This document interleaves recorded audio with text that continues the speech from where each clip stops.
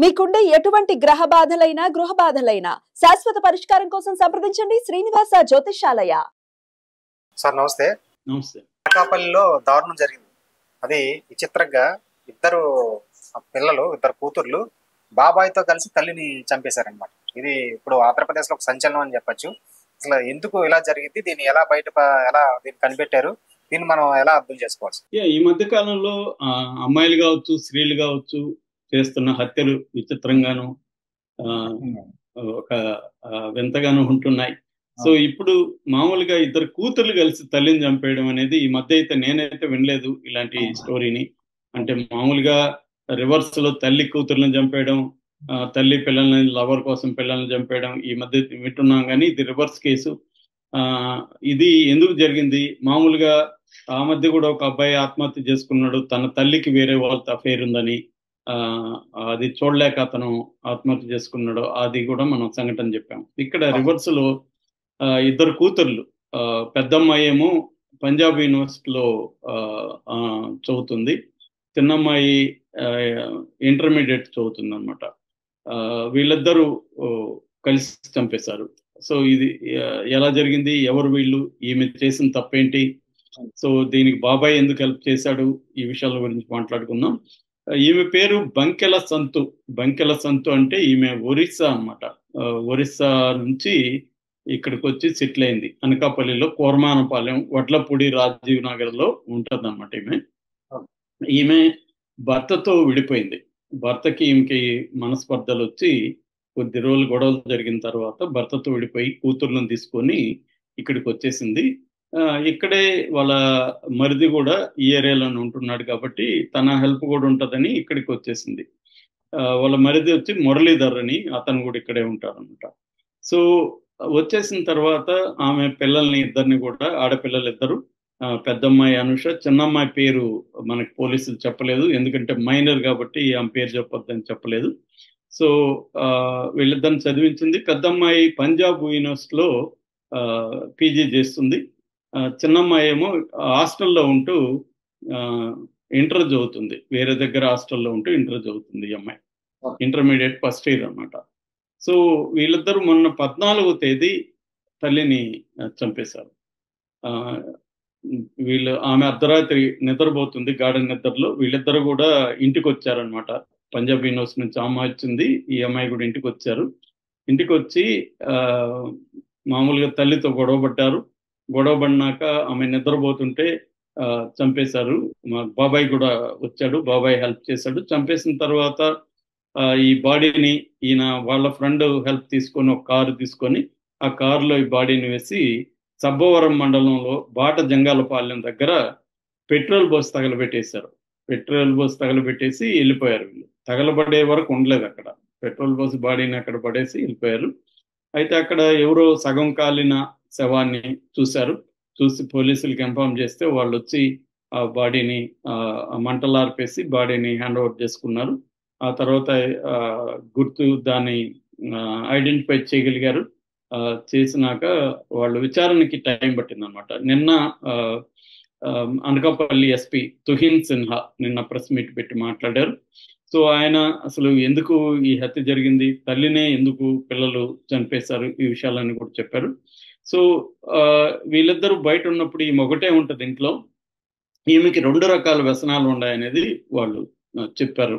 Confession రిపోర్ట్లో పిల్లలు కానీ బాబాయ్ మురళీధర్ ఆయన కానీ చెప్పింది ఏంటంటే, ఈ తల్లికి ఆమెకు 40 ఏళ్ళు అనుకుంటా, 40 ఏళ్ళు. తల్లికి రకరకాల అలవాట్లు ఉన్నాయి కానీ వీళ్ళకి నచ్చనివి 2 ప్రధానంగా చెప్పారు. అందులో ఏంటంటే, ఒకటి బెట్టింగ్. ఈమె ఆన్లైన్ బెట్టింగ్ చేసి డబ్బులు పోగొట్టుకుంటుంది. అది అడిక్షన్ లాగా మారిపోయింది. వీళ్ళు పిల్లలు అనేక సార్లు చెప్పారు, అమ్మ ఆన్లైన్ బెట్టింగ్ చేయొద్దు డబ్బులు పోతాయని చెప్పారు, కానీ ఆమె వినలేదు. అది కూడా వీళ్ళకి పెద్ద చంపేయాలన్నంత ఫీలింగ్ దానివల్ల అయితే రాలేదు. 2వ కారణం వల్ల వచ్చింది. 2వ కారణం ఏంటంటే, ఈమె చాలా మంది మగవాళ్లతో చాటింగ్ చేస్తూ హాట్ చాట్ చేయడం, వాళ్లతో సరస శృంగార ఇవన్నీ నడపడం అనేది చేస్తుంది. అది వీళ్ళేంటంటే ఇద్దరు కూడా నాలెడ్జబుల్ వాళ్ళు. టెక్నికల్ గా వాళ్ళ అమ్మ మీద డౌట్ వచ్చి నిఘా పెట్టారు, ఆమె ఫోన్ మీద నిఘా పెట్టారు. వచ్చినప్పుడంతా ఫోన్ చెక్ చేయడం ఇవన్నీ చేయడం చేస్తున్నారు. మేబీ దాంట్లో ఏమన్నా సాఫ్ట్వేర్ వేసారో కూడా తెలియదు మనకి. స్పైవేర్ ఈ మధ్య వేస్తున్నారు, అలాగా వేసారని తెలియదు. మొత్తానికి ఆమె ఎవరెవరితో ఎలాంటి చాటింగ్ చేస్తుందో అవన్నీ చూసి వీళ్ళకి తల వంపుల్లాగా అయిపోయింది. తల్లి ఇలాగా ఎంత నీచంగా అంత బూతులు మాట్లాడుతూ వాళ్ళతో చాటింగ్ చేస్తుంది ఎవరెవరితోనూ అని వీళ్ళు భరించలేకపోయారు. ఆమెకు చెప్పారు, నువ్వు ఇలాగంతా చేయొద్దు, రేపు ఇదేమన్నా బయటకు వస్తే మాకు ఇబ్బంది, మాకు పెళ్ళిళ్ళు కావు, మా కెరియర్లకు ఇబ్బంది, మా జాబ్స్కి ఇబ్బంది, ఇవన్నీ చెప్తే ఆమె వినలేదు. ఆమె ఎందుకంటే ఆమె ఒంటరిగా ఉంటుంది, ఆమెకి తోడు కావాలి. తర్వాత అడిక్షన్ కూడా వచ్చేసింది, చాటింగ్ అడిక్షన్. దాంతో వాళ్ళు ఈమె ఇంకా వినదు, మారదు అని డిసైడ్ అయిపోయి వాళ్ళ బాబాయ్కి చెప్పారు. బాబాయ్ కూడా అనేక సార్లు ఈమెను మందలిస్తే కూడా ఈమె మారలేదు. దాంతో వాళ్ళు బాబాయ్కి ఏం చెప్పారంటే ఈమెని చంపేద్దాం బాబాయ్ అని చెప్పారు. ఆయన కూడా అదే కరెక్ట్ అని చెప్పి ఈమెని ఇలా చంపేసి ఇప్పుడు ముగ్గురు కూడా జైలుకి వెళ్ళారు. అంటే వాళ్ళ ఆడపిల్లలు ఏ పరువు అయితే పోతుందని అనుకున్నారో, తల్లి ఆమె పాటికి ఆమె ఏదో నిజానికి ఆమె చేస్తున్నది పక్క ఇంట్లో కూడా తెలియకపోవచ్చు, ఇవాళ ప్రపంచం అంతా తెలిసింది. అంటే ఇద్దరు ఆడపిల్లలు తమ తల్లి తమకు నచ్చినట్టుగా లేదని చెప్పి చంపేయడం అనేది ఇక్కడ బాటం లైన్గా మనం అర్థం చేసుకోవచ్చు. అదే ఈ తల్లి ప్లేస్ లో తండ్రి ఉన్నాడు అనుకున్నాం.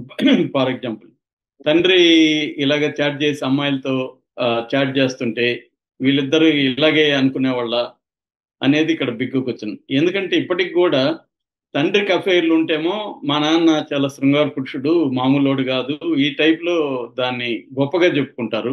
తల్లికి అఫైర్ ఉంటేమో మా అమ్మకి ఇద్దరితో అఫైర్ ఉంది తెలుసా అని ఎవరన్నా చెప్తారా? ఎవరు చెప్పరు. ఎందుకంటే ఇప్పటికి కూడా ఏంటంటే ప్యాట్రియార్క్ సొసైటీలో స్త్రీల లైంగికత అనేది ఇప్పటికి కూడా బహిరంగంగా మాట్లాడడం కానీ, ముఖ్యంగా పిల్లలకి తల్లి అఫైర్ అనే దాన్ని భరించలేరు, తండ్రి అఫైర్ని భరిస్తారు.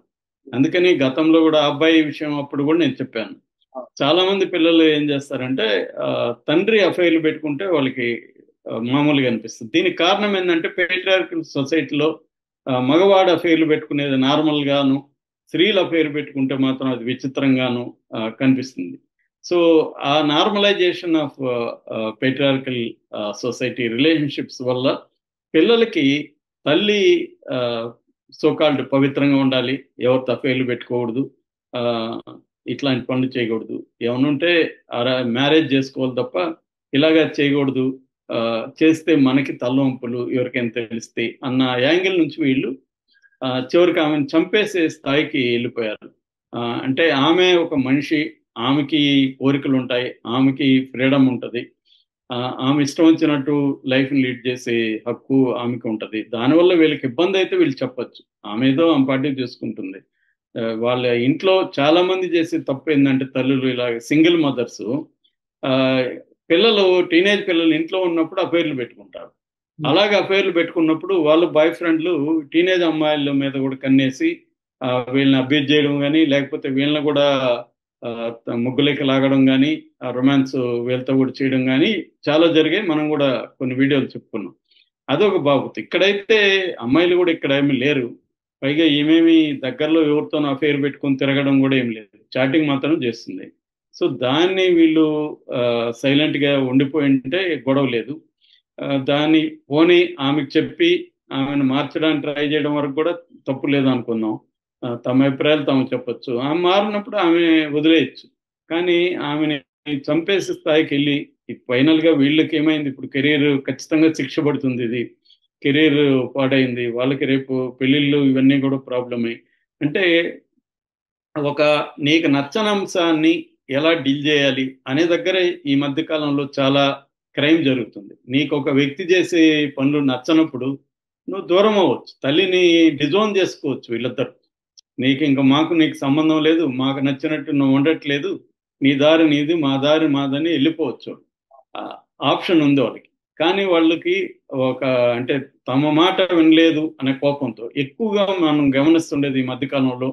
దీని మీద కొంత స్టడీస్ కూడా జరిగాయి. ఏంటంటే సింగిల్ ఉమెన్, సింగిల్ మదర్ ఉన్నప్పుడు, సింగిల్ ఫాదర్ ఉన్నప్పుడు ఈ ప్రాబ్లమ్స్ రావు, కానీ సింగిల్ మదర్ ఉన్నప్పుడు, ముఖ్యంగా ఆడపిల్లలు సింగిల్ మదర్ మాట వినకపోవడం అనేది ఎక్కువ కేసుల్లో మనకు కనబడుతుంది.